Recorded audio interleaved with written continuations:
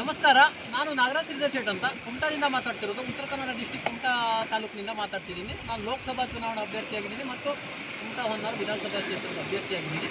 ವಿಷಯ ಏನಂದರೆ, ಈಗಾಗಲೇ ನಾವು ಪೃಥ್ವಿಯ ಬಗ್ಗೆ ಮಾತಾಡ್ತಿದ್ದೀವಿ. ಪೃಥ್ವಿಯಲ್ಲಿ ಏನು ಭೂಮಂಡಲ ಏನಿದೆ ಅದಕ್ಕೂ ಸಂಬಂಧಪಟ್ಟ ಒಂದು ಎರಡು ಮಾತನ್ನು ತಮಗೆ ಸಂಕ್ಷಿಪ್ತವಾಗಿ ಹೇಳ್ತಾ ಇದ್ದೀನಿ. ವಿಷಯ ಏನಂದರೆ, ಈ ಕಾಳಿ ದೇವಿ ಏನಿರ್ತಾಳೆ, ಕಾಳಿಯ ನಾಲಿಗೆ ಏನು ಮಾಡುತ್ತೆ ಅಂದರೆ, ನಮ್ಮ ಪೃಥ್ವಿಯಲ್ಲಿ ಎಲ್ಲರ ಒಂದು ಯೌವನ ಹಾಗೂ ಆಯಸ್ಸನ್ನು ನುಂಗುತ್ತೆ ಅಂಥದ್ದು.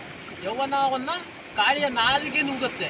ಮತ್ತು ಶ್ರೀಕೃಷ್ಣನ ಸುದರ್ಶನ ಚಕ್ರ ಏನಿದೆ, ಅದು ವಿಷ್ಣುವಿನ ಸುದರ್ಶನ ಚಕ್ರ ಕಾಲಚಕ್ರವಾಗಿ ಸುತ್ತಾನೇ ಇರುತ್ತೆ. ಅದು ಕಾಲಚಕ್ರ ಅಂದರೆ ಯಾವ ರೀತಿ ಅಂದರೆ, ಏಳು ಬೀಳು ಮತ್ತು ಸೋಲು ಗೆಲುವು ಅದೆಲ್ಲ ನೂರಾರು ರೀತಿಯಲ್ಲಿ ಇದು ನಡೀತಾನೆ ಇರ್ತದೆ. ಯಾಕಂದರೆ ಒಳ್ಳೆತನದಲ್ಲಿದ್ದರೆ ಒಳ್ಳೆ ರೀತಿ ನಡೆಸ್ಕೊಡ್ತಾನೆ ಅವನು.